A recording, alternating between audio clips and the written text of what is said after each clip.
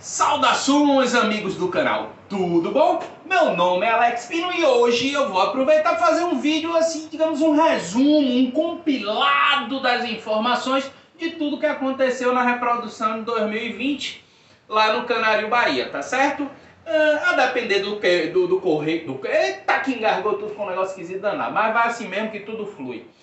A depender do tamanho do vídeo, talvez eu divida, tá? Vamos fazer tipo um programa sensacionalista, sei lá, um João Kleber da vida, Ratinho, aquele negócio todo. Vamos deixar um suspensezinho para a parte 2. Mas vamos depender aí do que eu falar. Como eu falo muito, provavelmente vai ficar grande. Vamos lá.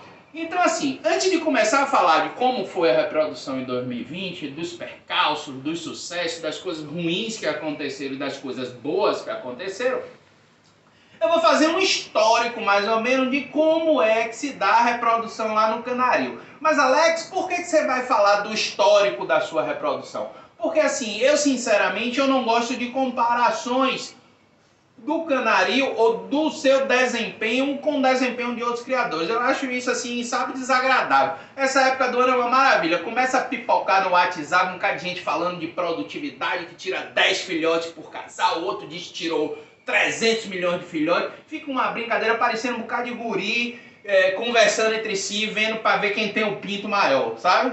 Não é comigo. Eu acho que o que tem que acontecer é o seguinte, você tem que comparar a sua reprodução com a sua reprodução. Porque eu já falei várias vezes, depende do tipo de passarinho que você cria, do tempo que você pode disponibilizar na criação, das questões climáticas, tudo influencia. Você não pode comparar o desempenho do seu canarinho com o desempenho de canarinho de outras pessoas. Eu não gosto, tá? Obviamente fica a critério de cada um. Eu não gosto de fazer esse tipo de comparação.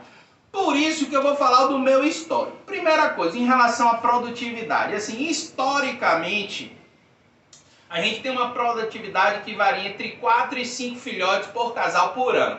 Quem estiver assistindo aí agora, na cabeça vai fazer logo a comparação. Pô, mas é pouco, mas é muito, mas é pouco, mas é muito. Gente, pelo amor de Deus, acabei de falar. Não se compara um com o outro, tá certo? Até mesmo dentro do canarinho eu não posso falar, não posso comparar a reprodução, por exemplo, dos vermelhos com os féus. Eu tirei quase nada de féus e tirei muitos vermelhos.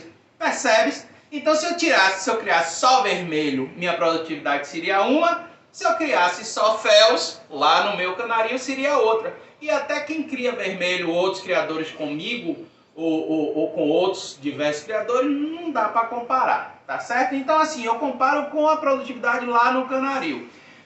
Esse ano, nós estamos finalizando, nascer os últimos essa semana, deve fechar algo em torno de 330 filhotes esse ano. Alex, 330 filhotes é pouco, 100 casais, 3.3 foi abaixo da sua média. Teoricamente sim, mas o que é que aconteceu de diferente? Historicamente, a reprodução, historicamente de novo, a reprodução lá no Canário, ela começa final de junho, início de julho, e quando chega no final de novembro, no meio para o final de novembro, 90% dos reprodutores entram em muda e para a reprodução.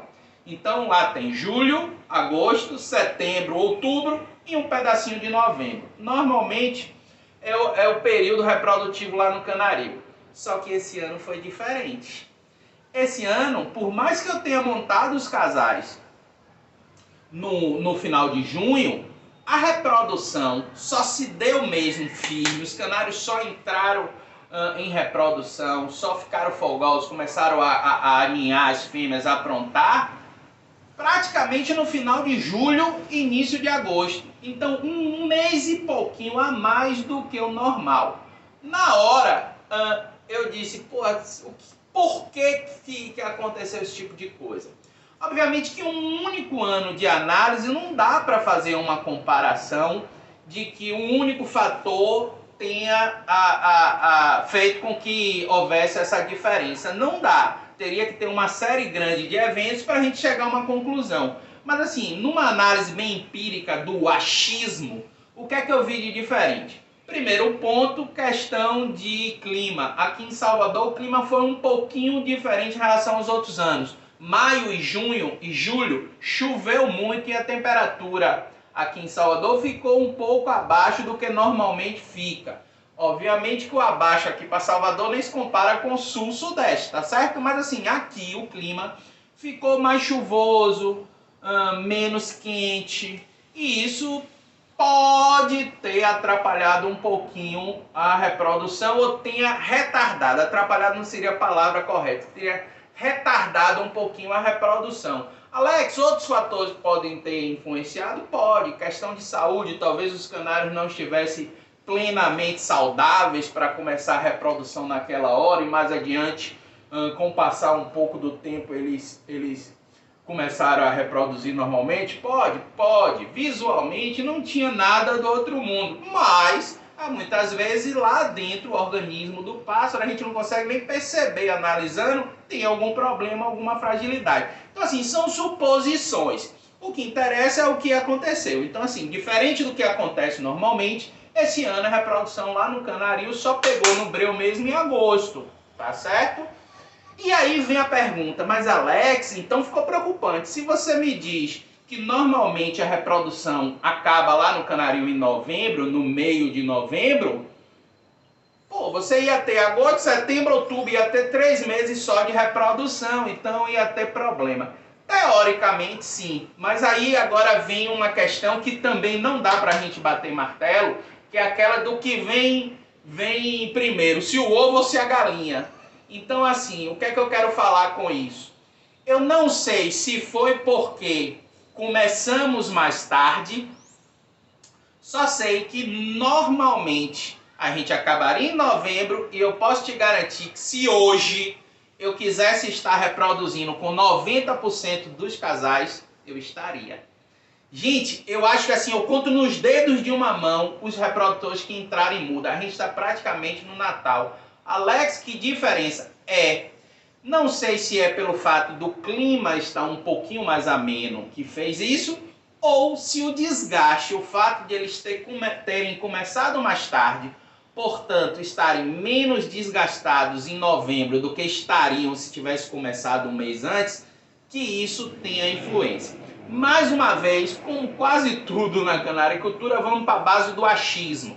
Obviamente, volto a dizer, em termos assim científicos, um evento só não é parâmetro, não dá para a gente afirmar nada, mas assim, empiricamente, no achismo, eu considero que sim, que a parte do desgaste tem um papel fundamental na entrada de mudas. De mudas não, de muda de penas dos reprodutores, tá certo? O clima, obviamente, não está tão quente como estaria no final de novembro, dezembro, não esteve.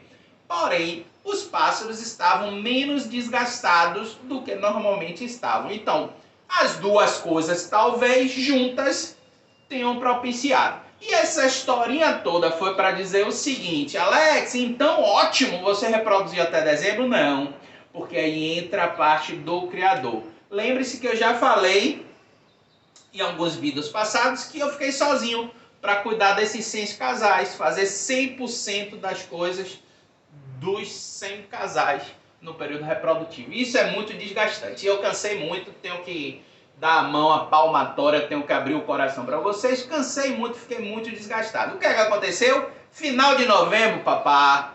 Quem foi, foi. Quem não foi, tchau e bênção. Ou seja, a não ser aqueles que conseguiram escapar e aí acabaram pondo e eu não percebi, ou que estavam com ninho e aí eu deixei o ninho para não arrancar a pena dos filhotes e acabaram tirando mais alguma coisa no início de dezembro, o resto eu fui começando, no final de novembro, fui começando a arrancar ninho. Dava pena, às vezes as fêmeas botando na bandeja, na grade, já com o filhote da última ninhada lá de fora, querendo depenar, aí eu separava para deixar a fêmea de um lado e o macho com os filhotes do outro, até para não acasalar, para eu ter certeza que os ovos não estavam galados para eu jogar fora com menos dor no coração. Então assim, forcei, desliguei as luzes, tá? As luzes que normalmente ajudam. O canarinho já tem uma boa claridade, mas normalmente durante o dia mantém a luz acesa, tem um timer, ele mantém acesa para dar uma luminosidade um pouco maior. Então eu forcei, não liguei esse timer para que fique só com a luz natural que entra pelas janelas, para que vá diminuindo um pouquinho o ritmo e force, entre aspas, os pássaros entrarem em muda, tá certo? Isso ainda não aconteceu. Os reprodutores, pouquíssimos, como eu disse, já entraram em muda, mas acredito que agora no final do ano vamos embora, os bichinhos vão entrar em muda, vão se recuperar. Então assim, eu forcei parar. Se eu tivesse deixado, eu muito provavelmente ia tirar mais de 400 passarinhos e atingir a média histórica. Mas fui cortando, vamos fechar em 330. Mas Alex, você comprou 320 anéis e isso. Até assim, inicialmente falei até em outro vídeo, que eu tinha comprado 250, que ia parar em 250, porque eu já previa que ia ter esse cansaço, esse desgaste meu de cuidar. Quanto mais pássaros nascem, maior o trabalho. Só que depois eu não me aguentei, comprei mais 70, então finalizou 320 anéis, passou um pouquinho, alguns pássaros ficaram com anéis. Galera, cortou o vídeo, ó. Desligou o vídeo, acho que a bateria, sei lá, do celular, na hora que eu tava falando, cortou. Então vou fazer só esse videozinho para dizer o seguinte. Eu tava falando em relação aos anéis, que acabei tirando um pouco mais de filhotes do que a quantidade de anéis que eu tinha comprado, tá certo? E aí a bateria fez e cortou nossa linha de raciocínio. Vamos fazer o seguinte, vamos parar esse vídeo por aqui, tá? A lá programa do Ratinho. E no próximo vídeo eu vou fazer assim um relato dos problemas e das coisas boas que aconteceram nos meses de agosto, setembro, outubro e novembro, tá certo? Um forte abraço e até a parte 2. Valeu!